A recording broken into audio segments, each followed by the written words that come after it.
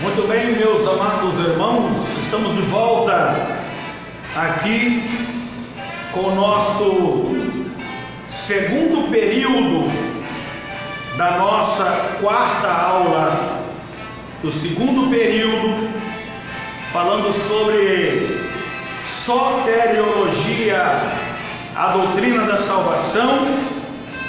E nós estamos agora aqui na página de número 16 e vamos entrar num tema aqui que é a natureza da expiação.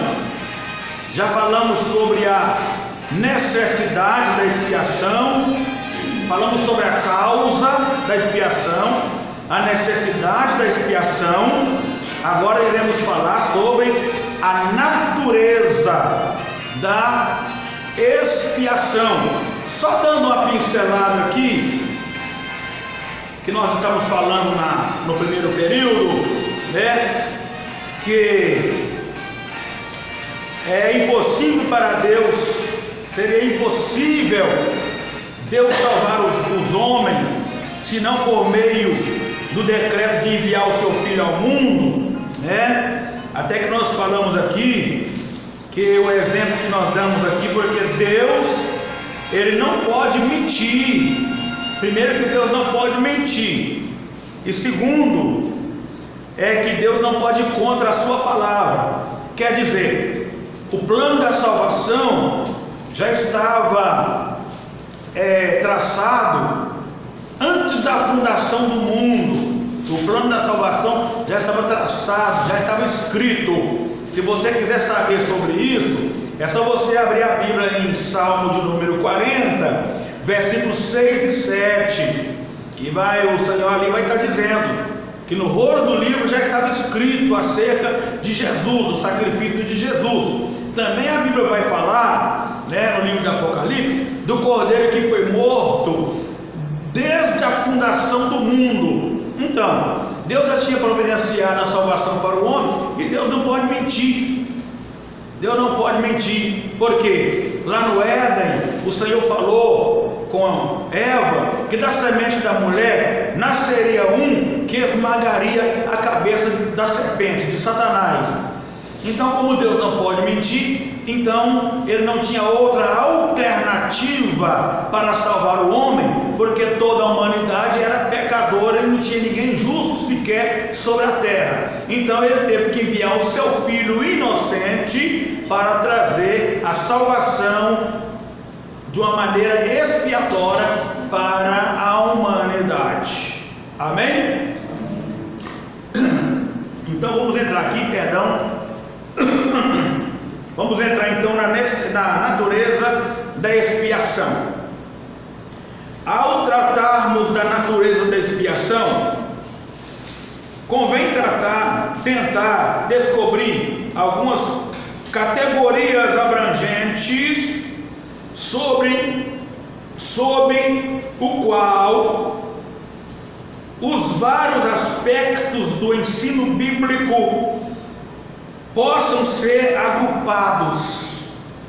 Aqui procuraremos considerar tanto a obediência de Cristo quanto alguns termos que a Escritura Sagrada expõe com referência à obra expiatória de Cristo, tais como sacrifício,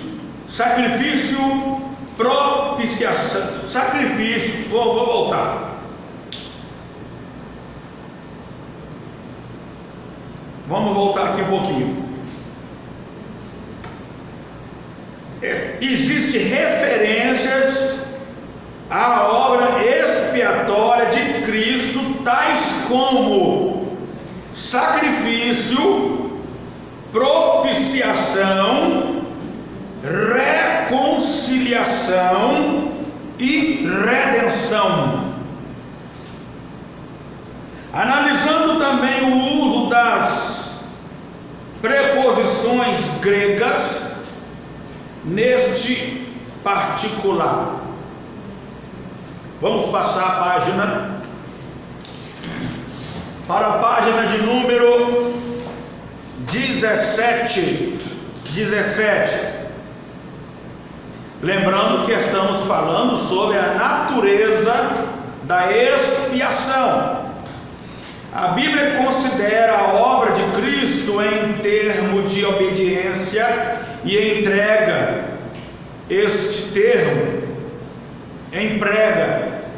termo ou conceito que ele envolve com uma frequência suficiente para justificar a conclusão de que esta obediência é genérica e, portanto, bastante abrangente a ponto de ser vista como o princípio que unifica ou integra.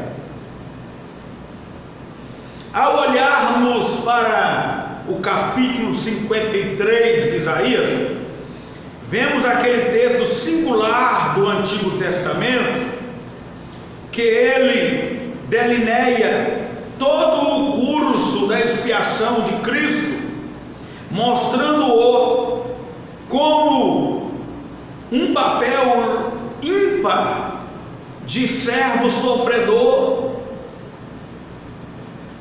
Todo o curso da expiação de Cristo, mostrando-o como um papel ímpar de um servo sofredor. Em Isaías 52, versículo 13, Jesus, vocês vão ler aí, guarda aí. Jesus mesmo define o propósito de sua vinda ao mundo em termos de transmitirem preciosamente a conotação de servo. Isaías 52 e 13. Eis que o meu servo operará com prudência, será engrandecido e elevado e muito sublime. E o 14. Como pasmaram muitos à vista dele, pois a sua aparência estava tão desfigurada, mais do que qualquer outro, e a sua figura mais do que a dos outros filhos dos homens.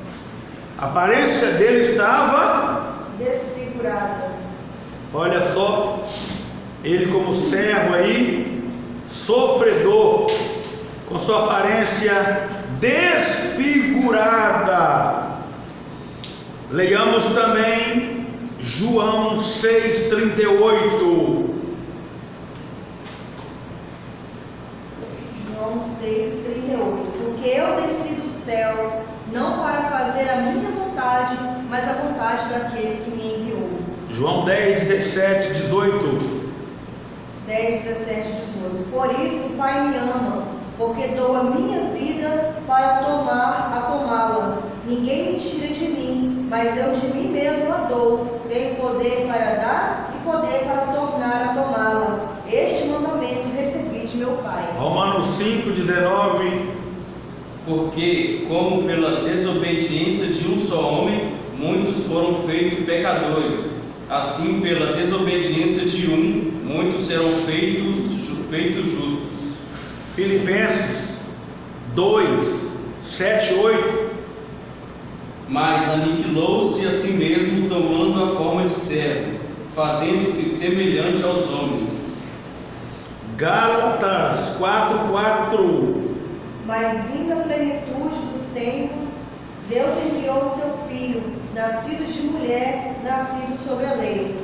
Hebreus 5, 8 e 9. E depois o capítulo 2, versículo 10. Hebreus 5, 8 e 9.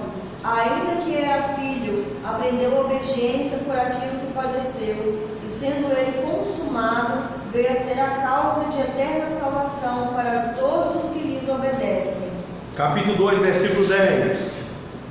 Porque convinha que aquele para quem são todas as coisas, e mediante quem tudo existe, trazendo muitos filhos à glória, congregasse pelas aflições o príncipe da salvação deles. Amém. Jesus como servo fiel, ele veio e fez, cumpriu toda a vontade do Pai aqui na terra, né?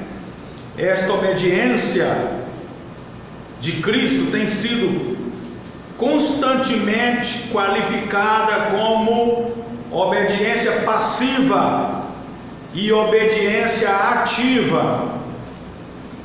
Vejamos o que significa obediência passiva e ativa. Vamos ver. Obediência ativa. Tenhamos em mente o seguinte: se Jesus tivesse conseguido só o perdão dos pecados por nós, não merecíamos o céu. Nossa culpa teria sido removida, mas estaríamos simplesmente na posição de Adão e Eva antes de terem feito qualquer coisa boa ou má, e antes de terem passado um tempo de provação com sucesso. Para serem estabelecidos em justiça para sempre e terem segurança a sua eterna comunhão com Deus, Adão e Eva tinham que obedecer a Deus de modo perfeito por um período de tempo. É necessário que o homem seja encorajado, justo diante de Deus, para merecer a vida eterna.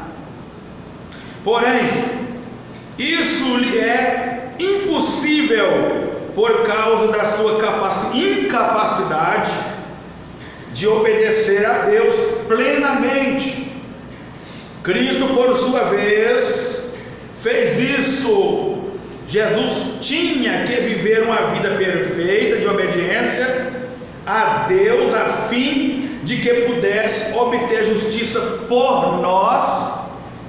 Cristo tinha que obedecer à lei ao longo de toda a sua vida por nós, de modo que os méritos de sua perfeita obediência fossem contados em nosso favor, como está em Filipenses 3, versículo 9.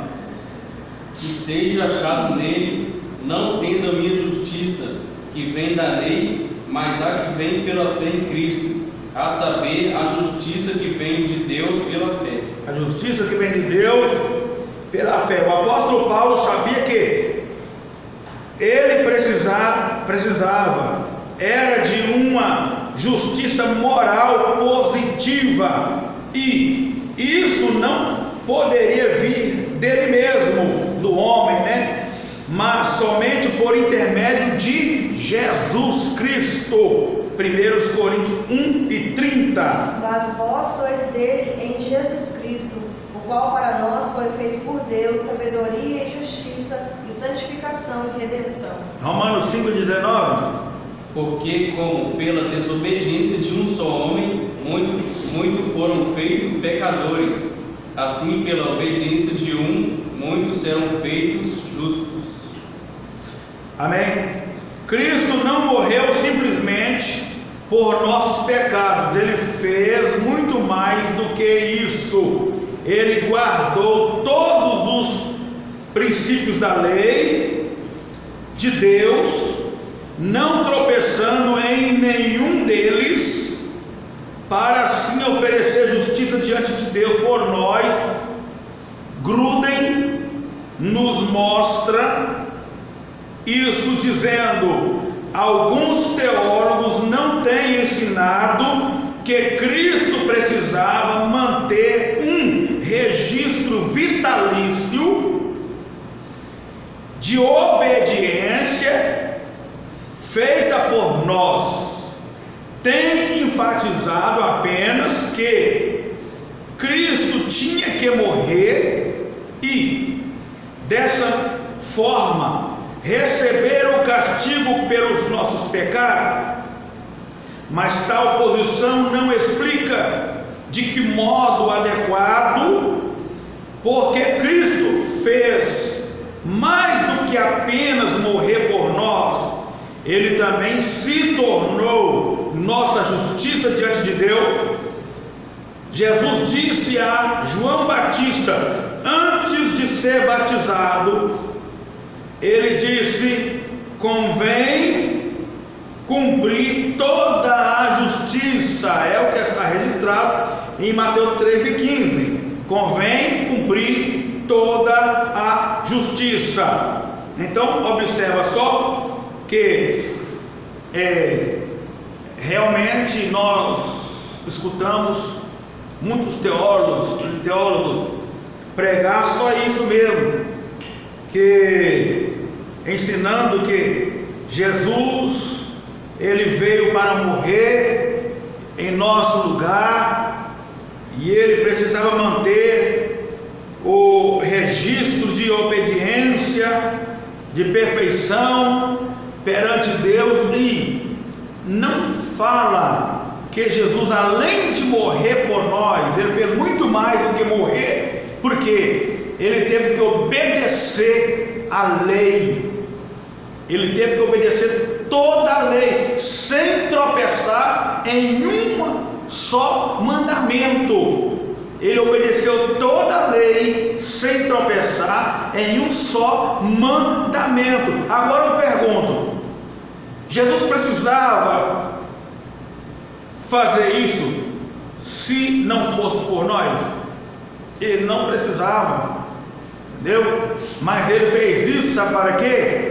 É para nos justificar, porque se ele não tivesse obedecido toda a lei, nós não íamos ser justificados, porque quem tropeçasse na lei estava punido, recebia punição, porque a lei, segundo a lei, o homem morreria por causa da lei, mas Jesus Cristo vindo, cumprindo a lei, ele nos isentou, ele tirou de nós a necessidade de nós cumprirmos a lei, porque ele nos justificou.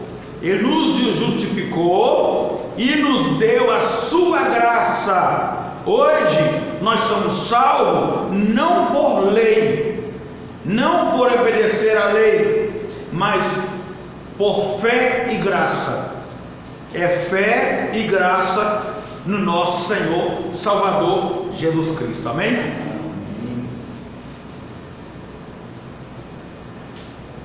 Vamos continuar.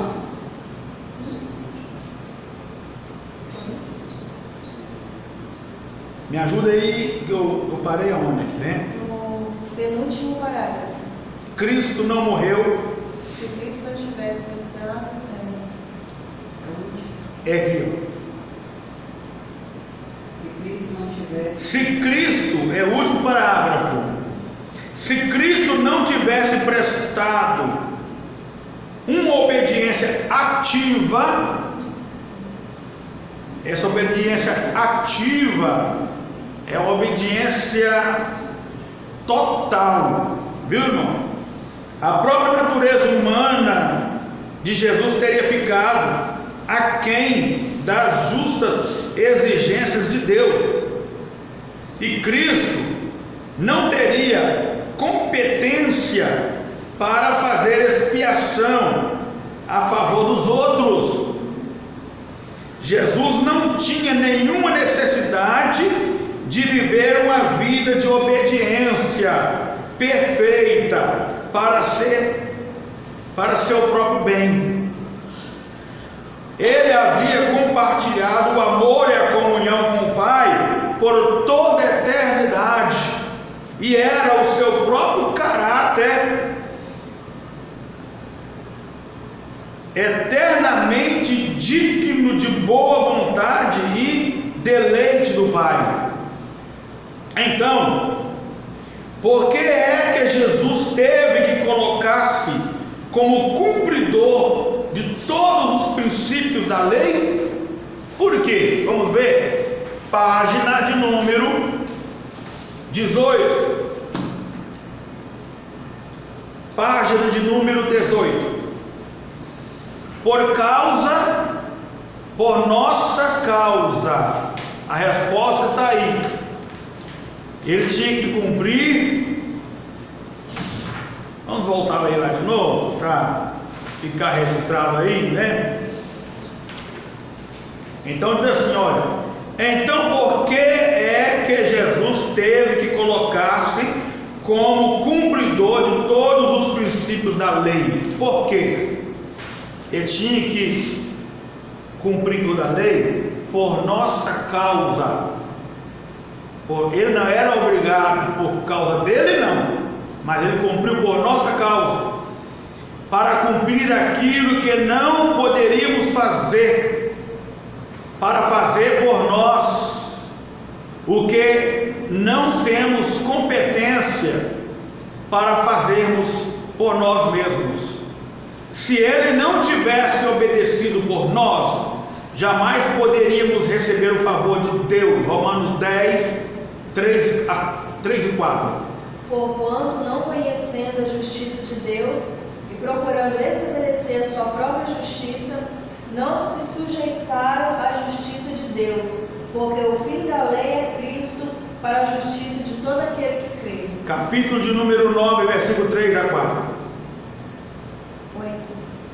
Capítulo de número 8, versículo 3 a 4. Porquanto que era impossível a lei, visto como estava enferma pela carne, Deus, enviando o seu Filho em semelhança da carne do pecado, pelo pecado condenou o pecado na carne, para que a justiça da lei se cumprisse em nós, que não andamos segundo a carne, mas segundo o Espírito. 2 de Coríntios 5, 21. Aquele que não conheceu o pecado, o fez pecado por nós, para que nele fôssemos feitos justiça de Deus. Amém. Amém? Tudo bem até aí? Amém. Nós falamos sobre a obediência ativa, né? Agora vamos falar sobre a obediência passiva. Além de obedecer a lei de modo perfeito por toda a sua vida, em nosso favor, Cristo tomou também sobre si mesmo os sofrimentos necessários para pagar a penalidade pelos nossos pecados. Num sentido mais amplo, a pena que Cristo suportou ao pagar nossos pecados foi um sofrimento tanto em seu corpo como em sua alma ao longo de toda a sua vida aqui na terra. O sofrimento de Jesus Cristo culminou em sua morte sobre a cruz, e toda a sua vida envolveu o sofrimento. Os sofrimentos de Cristo não lhe sobrevieram acidentalmente, nem como resultado de circunstâncias puramente naturais. Foram lançados judicialmente sobre ele sobre ele como nosso representante. Portanto, não ocorrem no âmbito do imaginário, ao contrário, foram sofrimentos reais e penais. Sofrimentos reais e penais é coisa que nós não conseguimos nem imaginar, não cabe na nossa imaginação. O sofrimento que Jesus passou por nós, tanto sofrimento reais e sofrimentos penais. Logo, a obediência passiva refere-se ao ato de Cristo ter sofrido por nossos pecados de um modo específico. Refere-se à sua morte judicial e representativa na cruz. A obediência passiva não quer dizer que ele tenha sido derrotado, ou destruído, ou vencido pela morte, mas que ele deixou-se morrer. Entenderam? Não quer dizer que ele foi submisso à morte. Não. Ele deixou-se morrer. Não foi a morte que matou Jesus na cruz. Ele deixou-se morrer. Pode ver que lá na última hora, ele mesmo se entregou ao Pai. E ele disse: Pai, está tudo consumado. Nas tuas mãos eu entrego meu espírito. E deixou a morte lá perto da cruz, chupando o dedo. A morte estava lá louca para falar. Parece que eu posso imaginar, vou fazer aqui uma dramatização da morte lá no pé da cruz, um pouco distante assim, tímida, cabisbaixa assim, meia desfalecida. E a morte, isso é uma conjectura para entender melhor. E a morte dizendo assim: ó Jesus, eu estou aqui, tá? Eu tenho poder para matar todos os homens, porque todos os homens pecaram, e o salário do pecado é a morte. Mas como o Senhor não tem pecado algum, o Senhor é inocente, então eu estou aqui desarmado, eu não tenho arma, eu não tenho um agrilhão para te matar. Então eu vou ficar aqui na sua expectativa. Quando o Senhor desejar morrer, o Senhor me chama, que eu vou ir tirar a sua vida. Quando chegar a hora do Senhor morrer, me chama. E parece que eu vejo a morte lá perto da cruz, assim, tímida, cabisbaixo, porque ele era santo, santo de mão, santo de pé, santo de mente, santo de coração, santo de alma, e ela não podia fazer nada. Jesus, quando o Senhor quiser, o Senhor me chama que eu vou. Parece que eu vejo o Senhor Jesus na última hora, na hora que ele foi entregar o Espírito ao Pai, ele falando assim: olha, podemos conjecturar aqui, colocando o versículo de 1 Coríntios 15, versículo 56, 57, 58, dizendo assim: aonde está, ó morte, a tua vitória? Aonde está, ó morte, o teu agrilhão? Ora, o agrilhão da morte é o pecado, e a força do pecado é a lei. Mas graças a Deus que já nos deu a vitória por nosso Senhor e Salvador Jesus Cristo. Parece que eu vejo ele falando: onde está, a morte, a tua vitória? Cadê o teu agrilhão, morte? Você está esperando eu te chamar para você vir aqui tirar a minha vida? Mas eu não vou te dar esse gostinho não, viu, morte? Eu não vou te dar. Se você quiser receber o meu Espírito, vai pegar na mão de meu Pai. Pai, tudo está consumado, nas tuas mãos eu entrego o meu Espírito, não na mão da morte, mas na mão do Pai. Agora a morte, se tu quiser pegar, vai pegar com ele. A morte não teve poder, a morte foi derrotada. Amém? Amém. Glória a Deus. Vamos adiantar um pouco, né?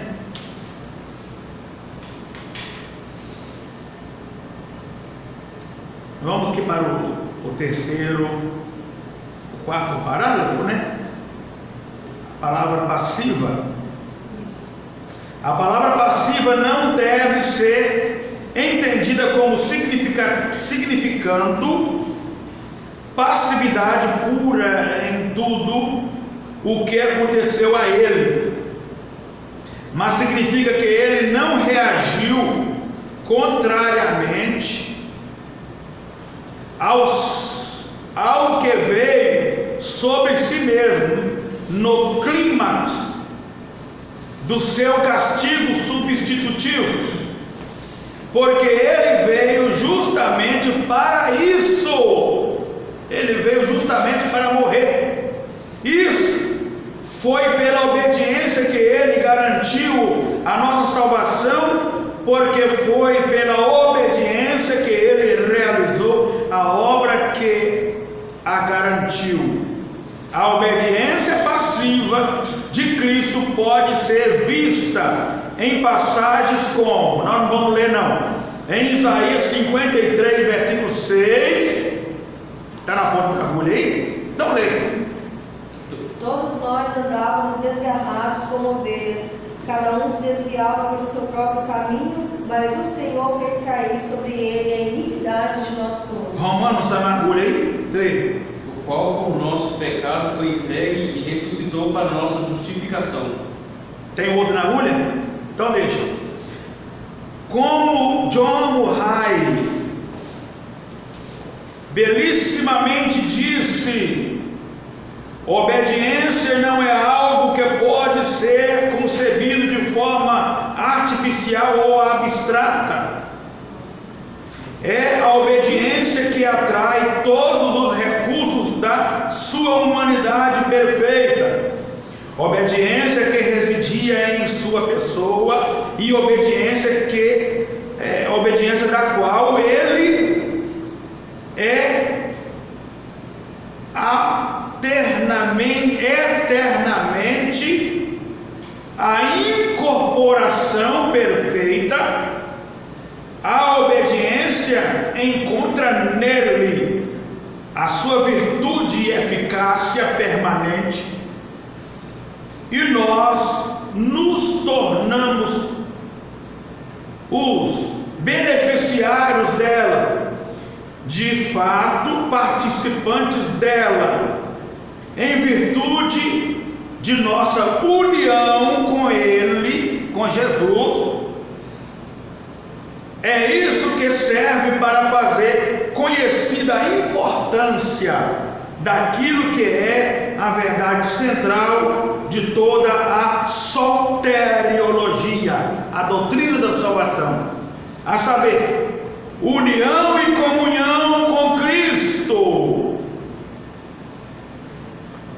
União e comunhão com Cristo. Vamos terminar daqui a pouco.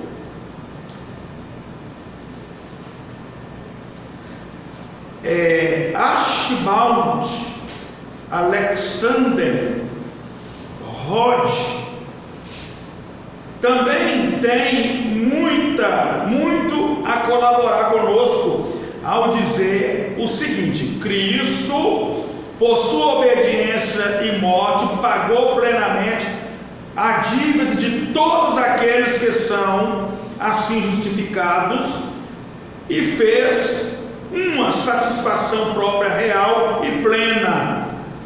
Com isso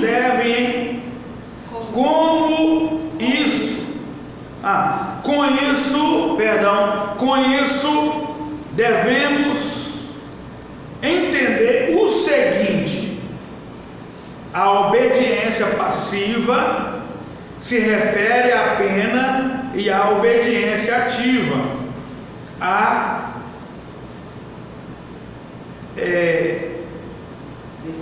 perceptiva, tá? Essa palavra é perceptiva. Obediência passiva, que refere-se à penal, e a obediência ativa, que é a perceptiva. A palavra perceptiva vem de perceber, tá? A obediência de Cristo foi vicária no sentido de que ele carregou todo o juízo de Deus derramado sobre o pecado, sobre o pecador, e foi vicária no pleno cumprimento das exigências da justiça. A sua obediência tornou-se a base da remissão dos do pecado e da verdadeira justificação. Agora, para nós concluir aqui, eu quero explicar mais detalhadamente o que é obediência passiva e o que é obediência ativa. Olha só, obediência passiva se refere a uma submissão cega, às ordens recebidas. Quando a pessoa recebe uma ordem e a pessoa executa aquela ordem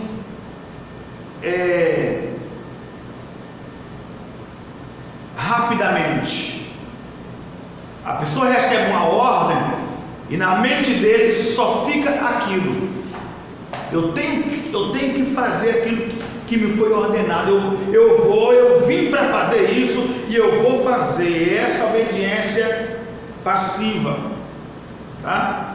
E a gente coloca na mente aquela ordem que foi nos dada e a gente vai cumprir aquilo no pé da letra, entendeu? No pé da letra, isso aí.